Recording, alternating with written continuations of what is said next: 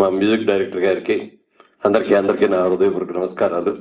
SR movie junction అనే పేరుతో శ్రద్ధ సబూరి అనేటటువంటి సాయిబాబా గారి సాంగుని దాన్ని ఇంత అద్భుతంగా సతీష్ రాజు గారు డైరెక్ట్ చేసి సినిమా కొరియోగ్రఫీ కూడా చేసి డైరెక్షన్ కూడా చేసి అన్ని రకాలుగా అద్భుతంగా చేశారు. నాకు నిన్నే ఫోన్ చేసి అడిగారు, వాళ్ళు ఇట్లా చేస్తున్నానండి రావాలండి అంటే, ఆ పాట చూడకుండా నేనేం చెప్పగలనండి అంటే, నేను వాళ్ళు మార్నింగ్ ఆఫీస్కి వచ్చి ఆ పాట వేసి చూస్తే చాలా చాలా బాగుంది, అంత అద్భుతంగా ఉంది. నిజంగా నేను చిన్న ప్రోగ్రాంలో చిన్న మిస్ అయిందండి, ఉండలేదు. చిన్న రేపటి ప్రోగ్రాం వాళ్ళు అనుకుంటా 7 అని చెప్పింది, మీది 6 అనే నోట్ చేసుకున్నా. రేపటి ప్రోగ్రాం వాళ్ళని కూడా ఫోన్ చేసి, సార్ ప్రోగ్రామ్ 6 కాదు, మీరు 7కి వస్తే సరిపోద్దండి అన్నారు. అది వాళ్ళ దాంట్లో నోట్ చెప్పి దీంట్లో నోట్ చేశాను. లేకపోతే ఎప్పుడు ఒక్క నిమిషం కూడా లేట్ వచ్చేయండి. నేను ఏదైనా విపరీతమైన ట్రాఫిక్ ఉంది అక్కడ కూడా. చాలా సంతోషం అండి. వాళ్ళు ఇక్కడ ఈ వేదికను చూస్తుంటే నాకేమనిపిస్తుందంటే డాన్స్ మాస్టర్స్ జన్మపాటి మీటింగ్ లాగా ఉంది నాకైతే. తర్వాత డైరెక్టర్ అవడం గొప్ప కదండి, డాన్స్ మాస్టర్లు అందరూ కూడా డైరెక్టర్లే. ఎందుకంటే చాలా సినిమాల్లో నేను ఎన్నో సినిమాల్లో చేశాను కదా. డాన్స్ మాస్టర్ పాట రాగానే మాస్టర్ గారు మీరు కానిచ్చండి అని చెప్పి డైరెక్టర్ వేరే పని చూసుకోవడం, స్క్రిప్ట్ పని చూసుకోవడం చేస్తారు. అందుకని డాన్స్ మాస్టర్లకి అందరికి కూడా డైరెక్షన్ చేయడం ఈజీ.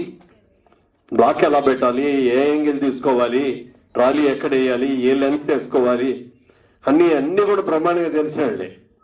అవకాశాలు రావాలి కానీ ప్రతి ఒక్కడు కూడా డైరెక్టర్ అవ్వగలిగినటువంటి స్తోమత ఉన్నవాళ్ళే. అలాగే ఇందులో మ్యూజిక్ డైరెక్టర్ చరణ్ అర్జున్ గారికి ప్రత్యేకంగా మీకు అభినందనలు అండి. పాట చాలా బాగుంది. తర్వాత ఇందాక మీరు అన్న మాట కూడా నాకు బాగా నచ్చిందండి. నేను ఎక్కువగా ఇంటర్వ్యూస్లో రియల్ ఎస్టేట్ గురించి ఎన్నో నేల మీద భూమిని నమ్ముకోండి, భూమిని నమ్ముకుంటే మంచిది అని చెప్పి అనేక ఇంటర్వ్యూల్లో ఎందుకు చెప్తానంటే అదొక మంచి మాట అండి. దాన్ని విని మీరు ఇప్పుడు ఎలా అయితే చెప్పారో అనేక మంది నాకు ఏమంటే మీ ఇంటర్వ్యూలో ఉన్నామండి, అప్పటి నుంచి నేను కూడా 4 పాటలు కొనుక్కున్నానండి, బాగా ధరలు పెరిగినాయండి అని. దేని మీద అయినా పెడితే లాభం రావచ్చు, నష్టం రావచ్చు, కానీ భూమి మీద పెడితే మాత్రం నష్టం రాదు. గ్యారంటీగా 10 రెట్లు లాభమే వస్తుంది.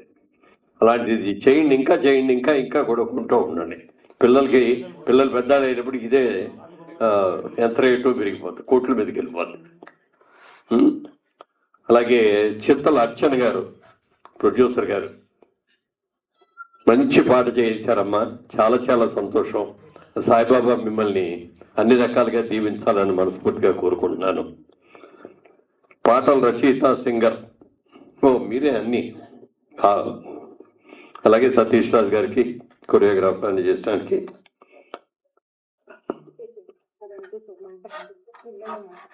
అందరికీ నా హృదయపూర్వక నమస్కారాలండి.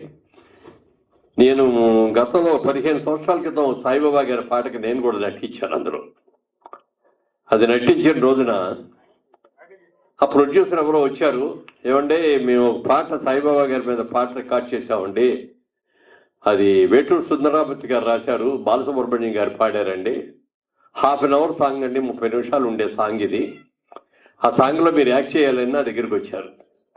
నాకు అర్థం కాలేదు, 1/2 గంట సేపు పాట ఎవరు చూస్తారండి అనేది నెంబర్ 1 అన్నాను. దీన్ని ఎలా ప్రొజెక్ట్ చేస్తారు, జనం మధ్యలోకి ఎలా వెళ్తుంది ఇది, నాకు అర్థం కాల. లేదండి మేము చేస్తామండి, మొత్తం మేమే తీస్తున్నామండి అని చెప్పి అన్నారు. సరే ఎంతవరకు తీస్తారో మనసులో డౌట్ ఉంది. ఓ 4 రోజుల తర్వాత రండి సార్, నేను షూటింగ్కి వెళ్తున్నాను అవుట్డోర్కి, నారాయణమూర్తి గారి సినిమాకి వెళ్తున్నాను. సినిమా షూటింగ్ అయిన తర్వాత వస్తాను. ఆ సినిమాలో క్యారెక్టర్ కోసం నేను గెడ్డం కూడా పెంచాలి. ఆ పెంచిన గడ్డంతో వచ్చి బాబా గారి క్యారెక్టర్, బాబా గారి క్యారెక్టర్ కాదు, బాబా గారిని పూజించే ఒక భక్తుడి క్యారెక్టర్ అనమాట అది. సరే వచ్చిన తర్వాత చాలా పెద్ద పాట ఇది. అసలు నాకు మామూలుగా సాంగ్ చేసినప్పుడు పాటలకు చరణాలు గుర్తురావు నాకు. అసలు పక్కన ఎవరో ఉండి అందిస్తూ ఉంటారు, లేకపోతే ఏదో చేయటం ఇట్లా ఉంటుంది. ఆ పాట మీరు చెప్తే నంబరండి,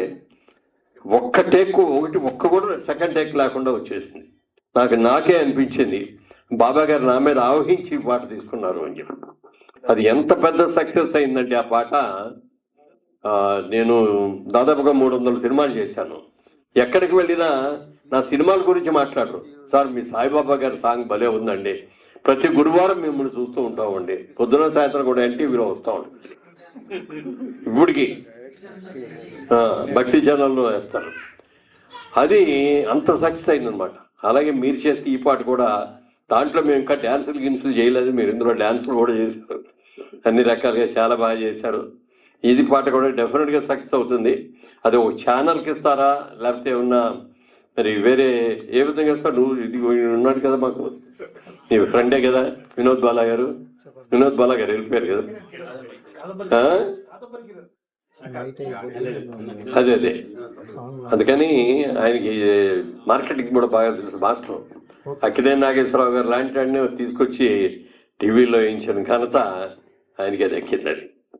ఎందుకంటే నాగేశ్వరరావు గారు, అక్కినేని నాగేశ్వరరావు టీవీ ఫీల్డ్లో చేస్తారని ఎవరు ఊహించలేదు కూడా. ఆయన దగ్గరికి వెళ్ళి ఏ మంత్రం వేశాడో తెలియదు, కానీ మొత్తం చేయటమే కాకుండా ఆ షూటింగ్ అయ్యే వరకు అక్కినేని నాగేశ్వరరావు గారితో ఇంటర్వ్యూ కావాలని ఏది కావాలని ఈయనకే ఫోన్ చేయాల్సి వచ్చేది మాకు. చాలా మంచిదండి. మనం పూర్వకాలంలో చూస్తే మన ఊళ్ళల్లో మనందరూ కూడా విలేజెస్ నుంచి వచ్చిన వాళ్ళమే. ఏ విలేజ్కి వెళ్ళి చూసినా రామాలయం, శివాలయం ఉంటుంది. కానీ ఇప్పుడు వెళ్ళి చూస్తే రామాలయం, శివాలయం ఉన్నా లేకపోయినా కూడా సాయిబాబాకి గుడి లేని ఊరు లేదు అంటే అతిశయోక్తి కాదండి. అలాగే అయ్యప్ప స్వామి దేవాలయాలు ఇవాళ రోజున ఏ గ్రామానికి వెళ్ళినా, ఎక్కడికి వెళ్ళినా బాబా గారు ముఖ్యంగా బాబా గారిని ఎందుకు ఇంత ప్రేమిస్తామంటే, మనం పిలవగానే పలుకుతాడు బాబా.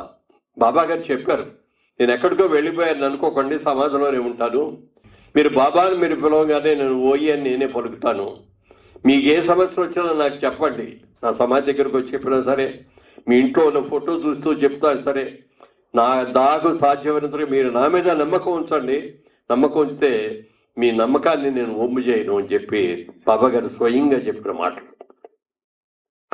ఆ మధ్యలో ఒక ఆయన నా దగ్గరకు వచ్చి ఒక బుక్ ఇచ్చారు, సాయి భావన. ఆ బుక్ పేరు 365 పేజీలు ఉందండి. ఇది జనవరి 1 నుంచి డిసెంబర్ 31 దాకా రోజుకో పేజీ. అసలు ఎంత అద్భుతంగా ఉంటుందంటే, రోజు పూజ చేసుకునేటప్పుడు నేను ఆ రోజు డేట్ను బట్టి చూసి ఆ పేజీ చదువుకుంటాను. మనకు తెలియకుండా నాకు ఏదైనా సమస్య ఉంటే దాంట్లో సమాధానం వచ్చినట్టుగా కూడా నాకు అనిపిస్తుంది. వేదికను అలంకరించిన